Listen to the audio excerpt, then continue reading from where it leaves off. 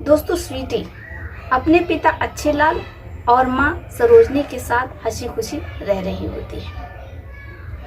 लेकिन स्वीटी, जिसके मन में बार बार एक सवाल उसे परेशान करता है कि जब भी उसके पिताजी, उसके पापा ऑफिस से आते हैं, वो मम्मी के कमरे में जाने से पहले गुलाब जल और फिटकरी एक कटोरे में क्यों मांगते हैं।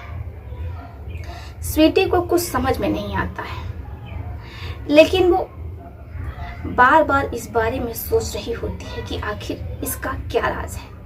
और उसके पापा मम्मी के पास जाने से पहले फिटकरी और गुलाब जल का क्या करते हैं।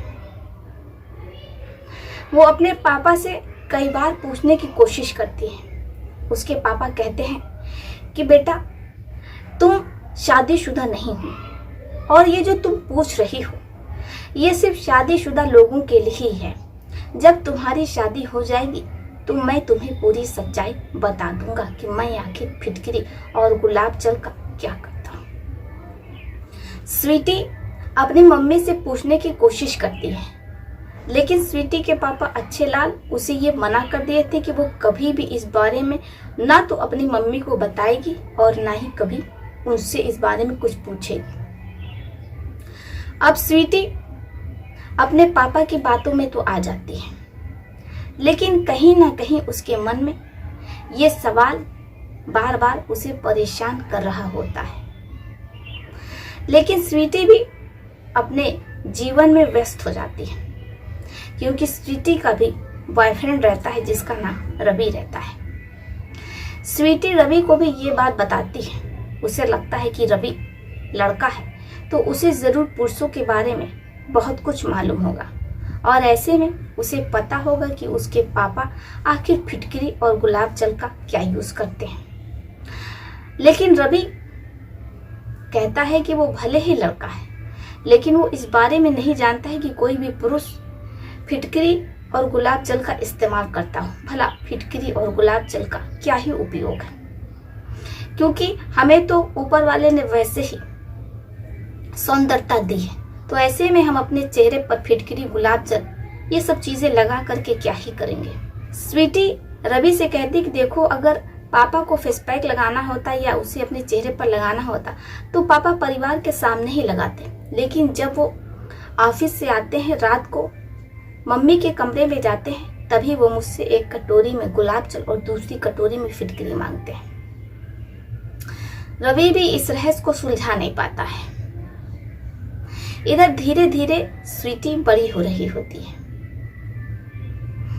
तभी स्वीटी की मम्मी, जिनका एक्सीडेंट हो जाता है,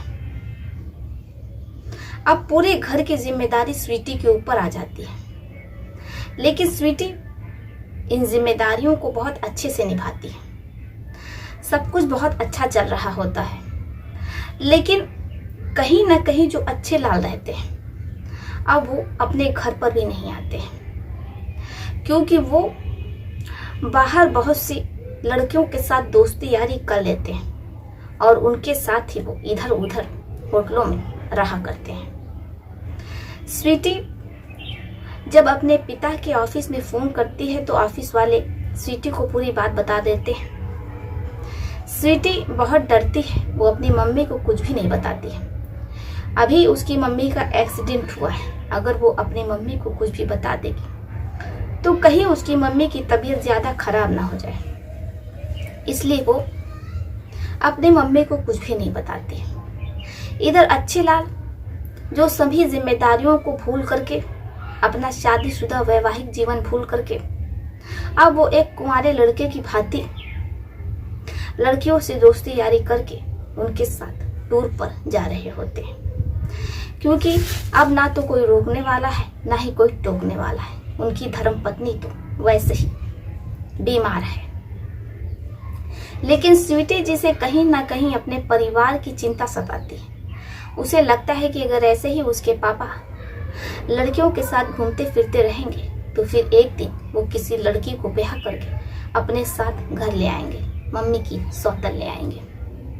इसलिए स्वीटी अब अपने पिता के बारे में पता करती, उन्हें खोजती है, और फिर घर ले आती है और अपने पापा को बहुत समझाती है, कहती कि देखिए पापा, हम लोग भी बड़े हो गए हैं, पढ़ाई लिखाई पूरी हो गई है, ऐसे में आपको हम लोगों के बारे में सोचना चाहिए, हमारे हाथ पीले करने चाहिए, लेकिन आप तो कुछ और ही कर रहे हैं। अब जब अच्छे लाल ये सुनते हैं तो उन्हें भी लगता है कि बेटी बहुत सही कह रही है और वो शर्मिंदा होते हैं। अपनी बेटी से माफ़ी मांगते हैं कि आज के बाद वो कभी भी किसी लड़की के साथ कहीं भी नहीं जाएंगे। जब स्वीटी ये सुनती है तो बहुत खुश होती है। अब अच्छे लाल अपनी दोनों बेटियों स्वीटी और अंजलि के लिए रिश्ता खोजने लगते हैं।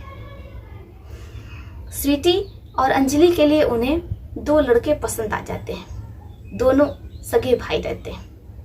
अब ऐसे में अच्छे लाल को लगता है कि अगर दोनों बहनें एक ही घर में जाएंगी, जेठानी और देवरानी रहेंगी, तो फिर परिवार के लिए बहुत अच्छा रहेगा और उन दोनों के लिए बहुत अच्छा रहेगा। अब लड़के वाले स्वीटी और अंजलि को देखने आते हैं। एक नज़र में ही वो स्वीटी और अंजलि को पसंद कर लेते हैं। लेकिन जो लड़कों का परिवार रहता है वो लालची स्वभाव का रहता है। वो कहता है कि देखिए, शादी हम तभी करेंगे जब 1.5 लाख रुपए आप हमें नकद देंगे। स्वीटी के पिता जो कि बैंक में मैनेजर रहते हैं, ऐसे में उनकी सरकारी नौकरी रहती है, पैसे की कोई कमी नहीं रहती है, इसलिए वो पेटीएम से 1.5 लाख रुपए दोनों दूल्हे के अकाउंट में ट्रांसफर कर देते हैं। बड़े ही धूमधाम से मंगनी हो जाती है। स्वीटी अंजलि बहुत खुश रहती हैं कि कुछ ही दिनों में वो दुल्हन बनने वाली हैं, ब्याह करके अपने अपने दूल्हे के घर पहुंच जाएंगे। हर लड़की का सपना होता है शादी करके विदा होकर के अपने दूल्हे के घर जाना और उसके साथ वही सब कुछ करना जो कि समाज ने नियम बनाया है, शादी। इधर स्वीटी की मम्मी, जिनकी तबीयत में धीरे धीरे सुधार हो जाता है, अब वो चलने फिरने लगती हैं। अच्छे लाल और बेटियां अंजलि स्वीटी बहुत खुश होती हैं कि चलो मम्मी अब पूरे तरीके से ठीक हो गई हैं, अब वो हमारी शादी में भागीदारी बनेंगी। ऐसे तो वो दिन भर बेड पर पड़ी रहती थी, ना तो कोई काम कर पाती थी और ना ही टहल पाती थी। अब ऐसे में परिवार में खुशियों का माहौल रहता है। दोनों ही परिवार शादी की तैयारियों में लगे रहते हैं। एक ओर अंजलि को शादी की खुशी रहती है, दूसरी ओर उसे बहुत उत्सुकता रहती है कि जो बात उसके पिता ने इतने सालों से उसे छुपा करके रखी है, जब वो विदा होकर के जाएगी तो उसके पापा उस रहस्य से पर्दा हटाएंगे और वो राज उसे भी बताएंगे जो कि आज तक उसके पापा ने उसे नहीं बताया है। अब बारात बुधवार के दिन अंजलि और स्वीटी के दरवाजे पर पहुंचती है। अंजलि और स्वीटी दोनों सगी बहनें दुल्हन बनी बैठी रहती हैं। बारातियों का भव्य स्वागत होता है। बड़े ही धूमधाम से दोनों दूल्हे अपनी अपनी दुल्हनों को लेकर के जाने लगते हैं। तभी विदाई में स्वीटी के पापा स्वीटी के कान में कुछ ऐसा कहते हैं कि स्वीटी के पैरों तले जमीन खिसक जाती है। स्वीटी के पिता अच्छे लाल कहते हैं कि देखो बेटा, मेरे शरीर से बहुत बदबू आती थी और आज भी आती है। तुम्हारी मम्मी, जिनको मुझसे यही शिकायत रहती थी कि आपके शरीर से इतनी बदबू आती है, इतनी गंदी स्मेल आती है, आप क्यों नहीं फिटकरी और गुलाब जल लगाते हैं? इससे जो आपका शरीर है वो टाइट भी रहेगा, गोरा भी हो जाएगा और गुलाबों की खुशबू आएगी। इसलिए मैं तुम्हारी मम्मी के कहने पर गुलाब और फिटकरी का उपयोग करने लगा ताकि मेरे शरीर से गुलाब की खुशबू आए और तुम्हारी मम्मी मुझसे खुश हो सके। मैंने तुम्हारी मम्मी को खुश करने के लिए सब कुछ किया। देखो मैं कितना पहले से गोरा हो गया हूँ और मेरे चेहरे पर, मेरे शरीर पर लालिमा आ गई है। तुम्हारी मम्मी भी मुझसे बहुत खुश रहती हैं। इसलिए अगर तुम्हारे पति के भी शरीर से किसी भी प्रकार की बदबू आए तो ये नुस्खा बहुत काम का है। तुम अपने पति को भी ये नुस्खा दे सकती हो। फिटकरी और गुलाब जल एक आयुर्वेदिक जड़ी बूटी है, इसलिए इसका उपयोग लाभकारी है। जब स्वीटी ये सुनती है तो उसके चेहरे पर एक लंबी सी मुस्कान आ जाती है। दूसरी ओर वो विदा होकर के अपने पति के घर पहुंच जाती है। उसे उसके दूल्हे के कमरे में बैठा दिया जाता है।